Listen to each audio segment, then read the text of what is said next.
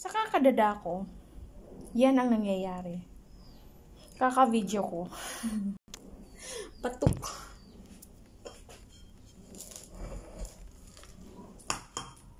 Batukin.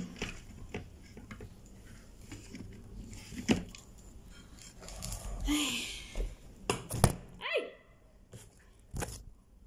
Batukin.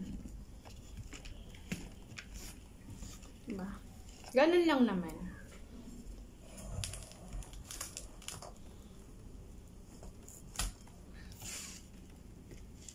Yung concern doon yung nasa housing at saka yung mga kailangan ng tulong talaga na hindi makahingi ng tulong. Yun yung concern. Kaso andyan kayo eh. Hindi ko alam. Dulas mo kasi. Madulas. Hindi lahat ng panahon madulas.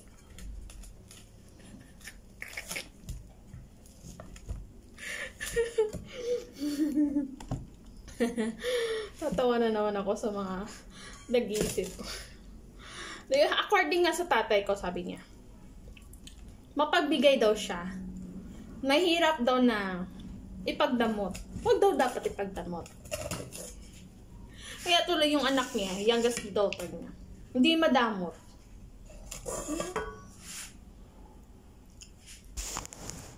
Kaya nga sabi, kung anong puno, siya ang bunga.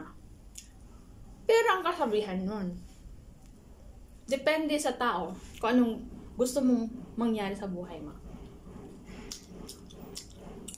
Kaya, sabi ko, i-enjoy ko muna yung dapat kong enjoy.